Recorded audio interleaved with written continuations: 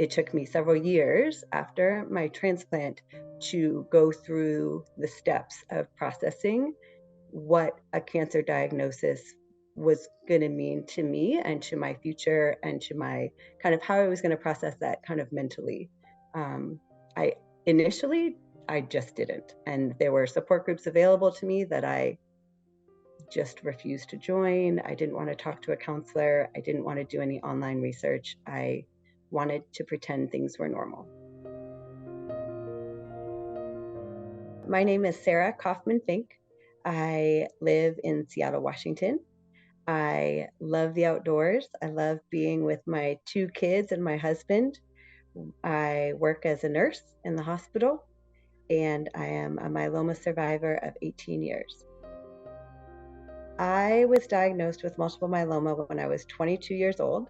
I was in college. My senior year of college, I traveled to Kenya for a semester. And at the end of my time there, I got malaria, ended up very ill in the hospital for about a week and a half. And when I had recovered fully from that and returned back to the States to finish out my senior year of college, I was feeling recovered, however, remained pretty severely anemic. My red blood counts were pretty low. And so just based on that, as a follow-up, they had me following with the hematology clinic here in Seattle. So they were testing for all sorts of things. So I went back to school, still going to finishing my senior year. And over that next 6 months, they tested me for whatever they could think of that might cause anemia in a young person. So mono, if there was a strain of malaria that was kind of clinging on, anything that might be causing this to maintain. I was on iron supplements. None of it was giving us any reason why this was happening. So I just felt really run down, but that was my only symptom. I was very pale, I had bad acne, I was very tired all the time, but I was recovering from malaria. I was very busy with school and activities. And so about 6 months after those initial symptoms, they tested me for multiple myeloma, and the blood work came back indicating that that was in fact what was the case. So they immediately sent me to Fred Hutch Cancer Center, which was our local cancer research institute, and they followed up with a bone marrow biopsy that confirmed the diagnosis. Cancer was not even on my radar at all, to the point that I had been going into this hematology clinic every couple weeks for months as they did more tests, and it was kind of like, yeah, I'm doing it because the docs are telling me to, but my mind is so focused on not this, on everything else that's happening in my life, on school and peers and figuring out what I'm going to do after I graduate. And they were like, yeah, bring somebody with you to this appointment. And I was like, yeah, I don't have time for that. So I got the diagnosis. My doctors told me, we think this is multiple myeloma, which is cancer. And I was by myself. I had no support. I was totally blindsided. It was very memorable. It was not a happy time. I think, like many people, the first time you hear that word, you think they're talking about skin cancer, melanoma.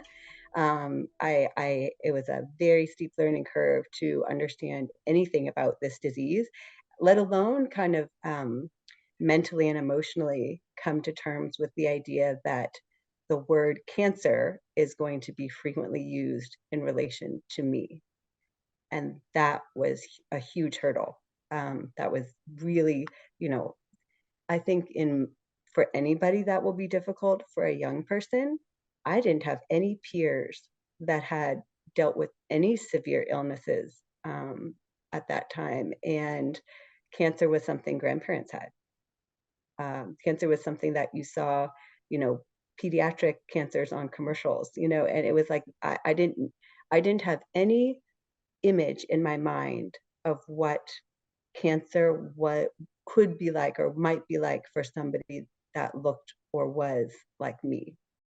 I think I went to all my appointments. I did what I was told. I followed directions as far as taking all my meds and things like that. And I didn't miss an appointment.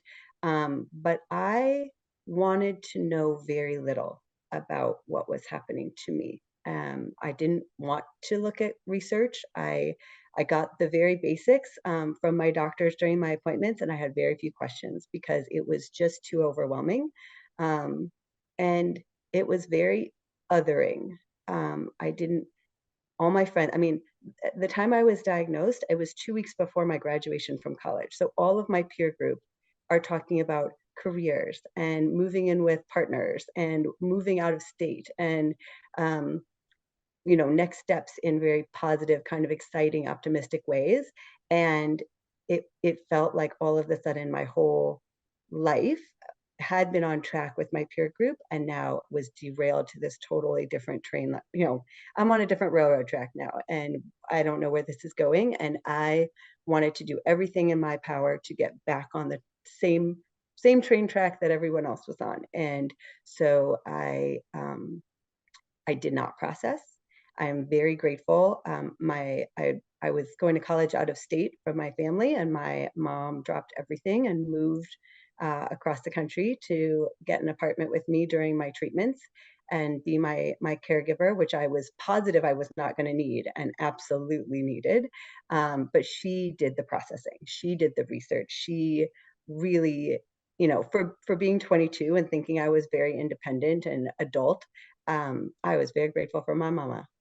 She really took care of a lot, and it took me several years after my transplant to go through the steps of processing what a cancer diagnosis was going to mean to me and to my future and to my kind of how I was going to process that kind of mentally.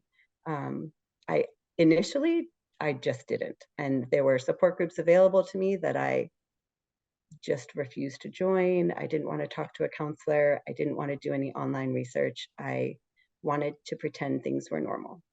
So after the diagnosis was confirmed with the bone marrow biopsy, I immediately started oral chemotherapy and steroids, and uh, set up many more tests and appointments with the medical team at the cancer center.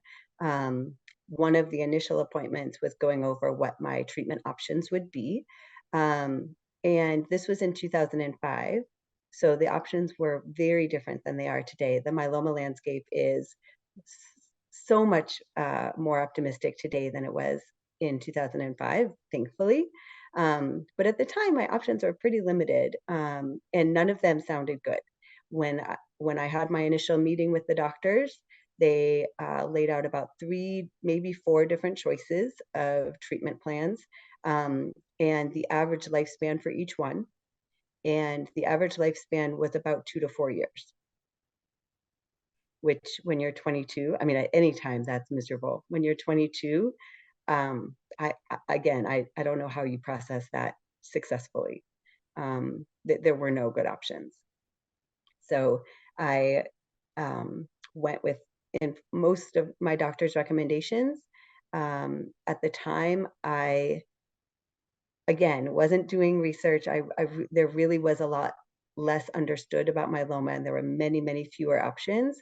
And I wasn't looking for them. And so I chose not to go on a clinical trial and do an allo transplant. I chose to have an auto transplant, stem cells from myself transferred back to myself, which was the standard therapy at the time. And that's what I did. So for my transplant process, I took oral chemotherapies for about 6 weeks, as well as steroids, followed by some pretty intensive IV chemotherapy, a couple doses in order to knock down my immune system. They collected my stem cells from my bone marrow and processed those outside of my body. After they collected my stem cells, I received more heavy-duty chemotherapy to completely wipe out my own immune system. And then on about 10 days after that, I received my transplant stem cells back as part of the autologous stem cell transplant.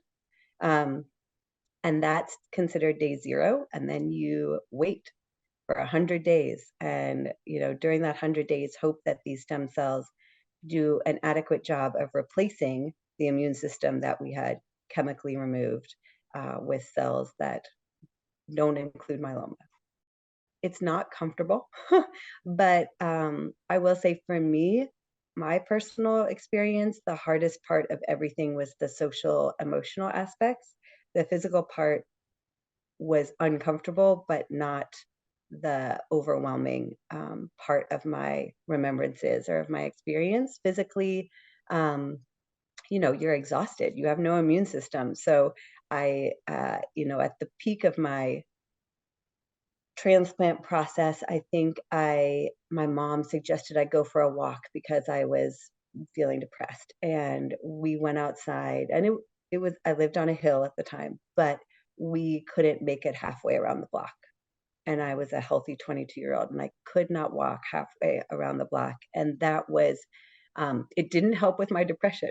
It made me I was like, "Oh my gosh, what's happening to me?" But, everyone told me this you're in, this is the hardest part. You're going to get through this, and they were right. So I think fatigue was immense. With the heavy duty IV chemotherapies, you do have some nausea, and when they harvest your stem cells, they give you a medication before they harvest them to kind of make them proliferate and make more of them, so they have an easier job harvesting them out of your bone marrow, and that causes a lot of bone pain. So for a couple days, everything aches, um, and you just feel yucky, feverish, and chilled, and just kind of gross. But I think again, if that's all it was, I think I would have been okay. I think for me, it was all mental and emotional, and just wondering what's going to happen. If I have a lifespan of 2 to 4 years, what am I planning for? Can I plan for, how do I have a future? How do I plan for things? How do I get a career? Do I start a career? Do I start a family? Do I not do anything? Do I curl up under a rock and wait for things to get worse? I think that was circling in my head on repeat, and that was the hardest part. So from diagnosis in May to transplant was about 6 months. And then they really kind of monitor you very closely for the first year or two post, but especially that first 100 days is very critical. And your immune system is still baby. So just like toddlers bring home every germ, like your immune system is like that. So you have to be very careful. I wasn't allowed to eat in restaurants. I had to be careful of if anybody had a sniffle, I had to avoid them, that kind of thing. So first 100 days were still just kind of getting my sea legs, and then slowly reintroducing myself back to life after that. I was very grateful that for my experience, I didn't have any broken bones or compression fractures. The frequency of my checkups has varied wildly over the course of the last 18 years. Initially, it was I think every month, and then it went to every 2 months, and then every 3 months, and 4 months, and then every 6 months, and then certain tests were pushed out to every year, and then it was every other year, and then 12 years after my diagnosis, like had a plasmacytoma develop in my nose, which required surgery and radiation, and that plasmacytoma is a solid tumor of myeloma cells. So while multiple myeloma is in your bone marrow, a plasmacytoma is those same pesky cells, but it's just one solid collection in one spot. So mine happened to be in my nose. So that some people call that a relapse, some don't, since it wasn't in my bone marrow, but whatever you call it. So that was in 2017, and then my appointment frequency increased again after that. For the plasmacytoma, I had surgery to remove it, and then that was followed by a very targeted radiation, um, 5 days a week for 5 weeks, which was a lot while I'm trying to work full time and have a 2-year-old at home. But we made it through, and I get lots of PET scans regularly, MRIs regularly, blood work regularly, and am just monitoring things very closely since that. I know a lot of myeloma patients are diagnosed in part because of bone fractures, and so I did not have to overcome those aspects, which I'm very grateful for. I think that the physical part, I felt mostly myself again after about 6 months post-transplant. And once I felt like I was starting to feel better, I wanted to pretend it had never happened. And I didn't want to talk about it. I didn't want to think about it. And I wanted to be as normal as possible among my peer group.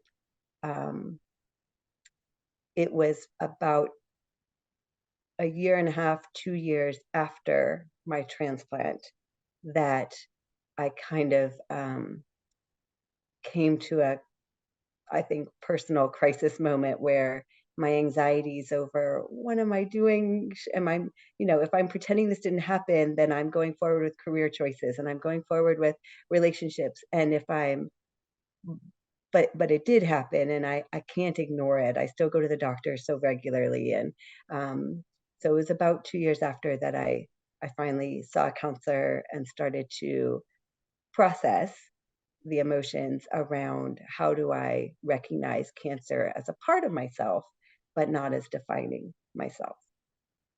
I very much wish that I had been willing to talk to others. There are many wonderful survivors that I have met in the last 18 years, and I so wish that I had been able to find a cohort or felt like I could have reached out just to say, tell me what your experience was like. Tell me what your life is like today. I'm going through this really hard part right now. Can how did you deal with that? And just tell me that things, it's not going to be like this all the time. And I think just feeling like I wasn't so alone in my experiences would have been so helpful. And those opportunities did exist, and I chose not to take them. So, if my 40-year-old self could talk to my 22-year-old self, I would have a lot of advice. But I think for others, there are a lot of resources out there. There are support groups in all over the country, and there are several organizations that really focus on multiple myeloma research as well as education. So learn about your disease, meet with other people. Um, there are Facebook groups. There's other social media outlets, so you don't have to leave your home. Um, and there are people like you. I mean, I was the youngest person my doctors had ever treated for multiple myeloma, which was again very like othering. So I just felt like I wasn't like the other people in the support group. I wasn't like any of the people I saw in the waiting room. And that was difficult. But now I've met, fortunately and unfortunately, I've met many other young people who have multiple myeloma all over the country. And that has been a wonderful support over the last few years. People say life is a journey. And while my transplant is over, and I think that initial treatment step and initial diagnosis step that chapter is kind of completed. Cancer is going to be a part of my life forever. And I think as different parts of my life happen, I have to re-examine my life with the lens of that diagnosis always there. So my when I the wonderful man I was dating when I was diagnosed proposed to me 8 years after we graduated. I had to think really hard. Do I want to be married? Do I want to bring somebody else into this nebulous, I don't know how long I'm going to be around situation? When we got married and talked about, do we want to have kids? Is that something that I can do? Both can I physically do that? But also, again, like, is it responsible to bring someone into this world if I might not be around? Knowing that a relapse could happen anytime changes the way you appreciate every big decision in life, like, period. I think about saving for retirement, and it's like, well, is it worth it? Life insurance, like all of these things. It's like, okay, what am I thinking about in these choices? And I think just being really honest with you, but like, I think I waffle back and forth a lot between super optimistic and super pessimistic. And my choices. I try not to make any decision off the cuff and let my emotions kind of go through all of those positive and negative feelings, and have very open communication with my partner. And we talk about optimistically, but realistically as well. Um, yeah, I think that you're always processing. There's always something else to think about. And I don't think that it's all negative. Um, I have a lot of fears about missing out on my kid's life, as they get older. But I also think that I am blessed to use the lens of a cancer diagnosis to value each and every day and each and every moment with them in a way that I don't know that I would if I hadn't had that experience with cancer. So it's not all bad. I think that I feel closer to people who have um, been with me through some of those hard times. I have wonderful relationships. I have a great support team. I am able to value the little things and maybe not get as upset about the small stuff as I think I would be if this wasn't part of my life. I think that myeloma is a very different disease for different people, and your experience is your own. So reach out for support. There are a lot of people out there who are going through similar situations, and everyone needs a friend. Not everybody's situation is going to be the same. Find a really good doctor. If you don't, find a second opinion. Make sure you have a myeloma expert helping to guide your care. You don't have to have a myeloma expert as your primary doctor, but have them as a second opinion. Have them helping to advise, because they're the ones that know the most, newest research and what might work best for somebody with your demographics or your type of myeloma. And it's okay to be scared, and it's okay to be vulnerable, and it's okay to ask for help, which was the hardest part for me.